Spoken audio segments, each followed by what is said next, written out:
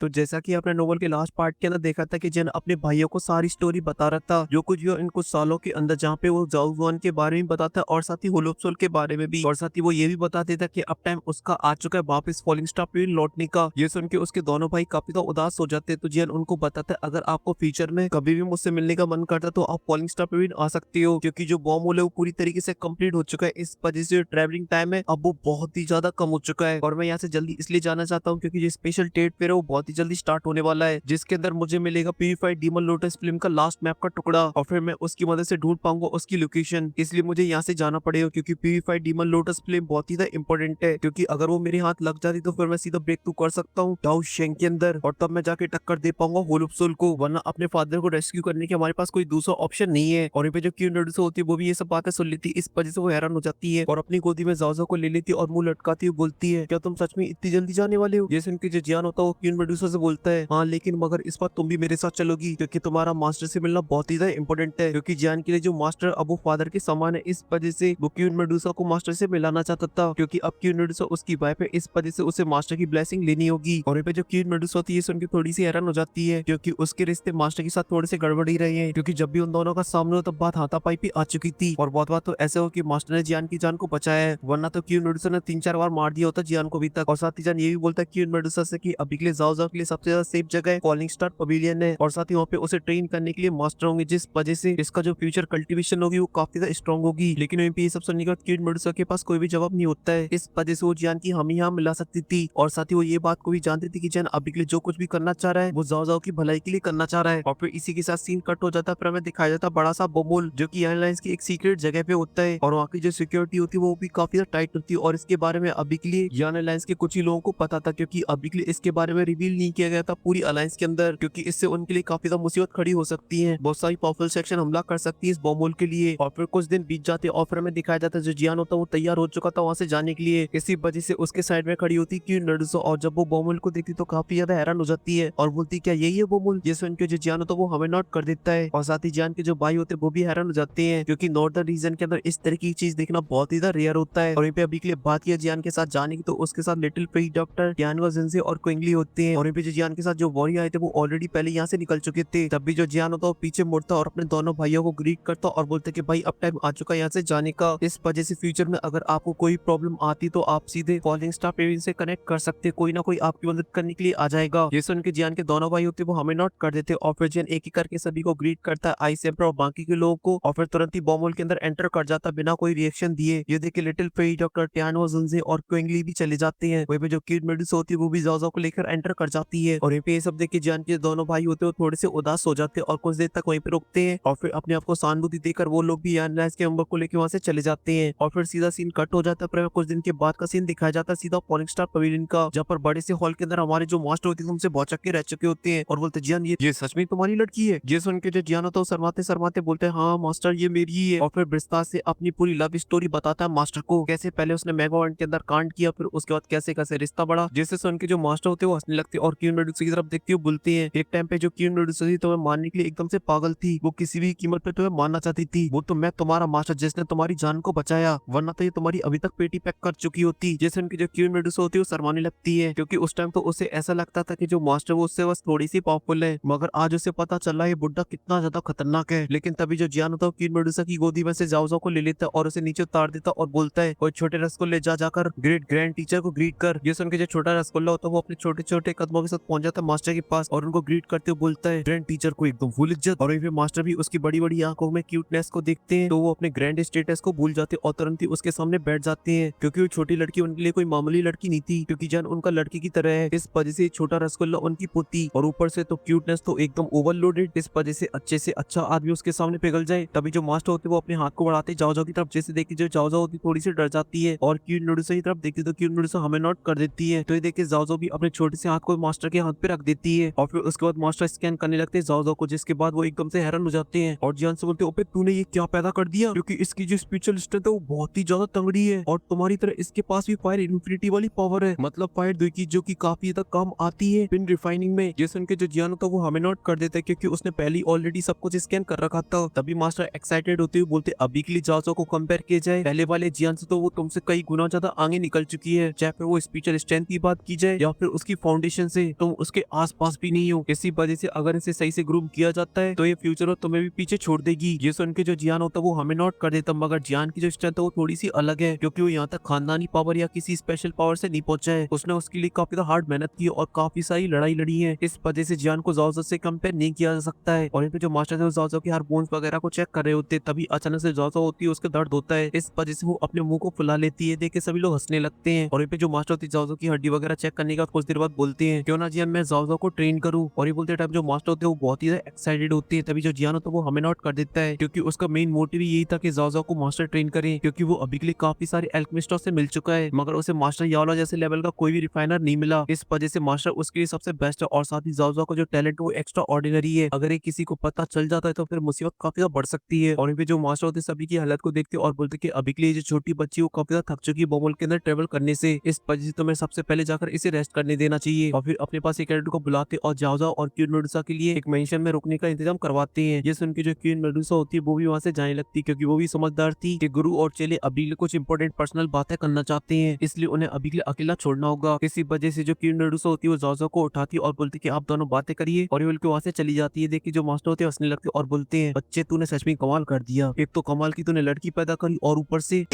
अरे वाह वाह, मेरी समझ में ये नहीं आता साले, इतनी बड़ी आइटम बम तेरे प्यार में गिरी कैसे? अरे वो नहीं गिरी, मैं गिरा बचपन से। और ये सब सुन के जो जियान तो बोलता है कि मास्टर मुझे भी नहीं पता आखिर ये सब हुआ कैसे। ये सुन के मास्टर के चेहरे पे स्माइल आ जाती और बोलते कि मगर अभी के लिए मुझे ये भी पता चला कि एयरलाइंस के ऊपर 2 ट्रांसजरों ने हमला किया, मगर ये समझ में नहीं आ रहा कि आखिर इतनी सारी सोल है उन्हें क्यों चाहिए। और साथ ही उनके जो एक्शन है वो और भी फास्ट हो गए हैं, क्योंकि उन्होंने केवल नॉर्दर्न रीजन के ऊपर हमला नहीं किया है बल्कि काफी सारी जगह पे हमला किया है। हर एक कॉन्टिनेंट से बड़ी बड़ी जंगों की न्यूज़ आ रही है। ये सब सुन के जियान भी काफी ज्यादा परेशान हो जाता और बोलता मुझे भी समझ में नहीं आ रहा है आखिर चल क्या रहा है ओलुप्सुल के अंदर। लेकिन तभी जो मास्टर होते हैं टॉपिक को चेंज करते हुए जियान से बोलते हैं, मगर अभी के लिए हमें फोकस करना चाहिए स्पेशल ट्रेड फेयर के ऊपर, जो कि 15 दिन बाद होने वाला है। उसके लिए हमें स्ट्रॉन्ग प्रिपरेशन करनी पड़ेगी, क्योंकि ट्रेड फेयर के अंदर जितने भी सेक्शन आती है वो सभी की सभी काफी स्ट्रॉन्ग होती है। इसलिए अगर हमें मैप का टुकड़ा चाहिए तो फिर हमें उसके बदले में कुछ बड़ी चीज को देना होगा। ये सुन के जो जियान तो वो हमें नोट कर देता है, क्योंकि वो इस बात को बहुत ही अच्छे से समझता है, क्योंकि जो प्यूरिफाइड डीमन लोटस फ्लेम है वो हेवनली फ्लेम रैंकिंग के अंदर 3rd नंबर पे आती है, और यही काफी उसकी स्ट्रेंथ को बताने के लिए। इसी वजह से उससे रिलेटेड छोटी चीज के लिए लोग किसी भी हद तक चले जाएंगे, चाहे फिर लड़ाई हो चाहे तो ट्रेजर हो एक्सचेंज में। लेकिन तभी जो मास्टर एकदम फुल जोश से बोलते कि हमें किसी भी कीमत पर उसे लेना ही होगा, क्योंकि ऑलरेडी तुम्हारे पास 3 मैप के टुकड़े हैं, बस हमें एक और चाहिए, जिसके बाद तुम्हारे प्यूरिफाइड डीमन लोटस फ्लेम के लेने के जो चांसेस वो काफी ज्यादा बढ़ जाएंगे। इसी वजह से हमें किसी भी कीमत पे उसे लेनी होगा, क्योंकि जो टॉप 3 की हेवनली फ्लेम्स है वो हद से ज्यादा पावरफुल और बहुत ही ज्यादा रेयर है, क्योंकि हजारों लाखों साल हो चुके मगर फिर भी उन जैसी हेवनली फ्लेम फिर से पैदा नहीं हुई है। क्योंकि ये जो दूधी कॉन्टिनेंट उन जितनी पावरफुल फिल्म को नहीं बनाना चाहता है, वो तभी बनाएगा जब इनमें से कोई नष्ट हो जाएगी। ये सब सुन के जो जियान होता है वो हमें नोट कर देता है। और फिर उसके बाद जो मास्टर याओला और जियान होते हैं वो चले जाता है रीट्रीट के अंदर, और फिर होती है पिल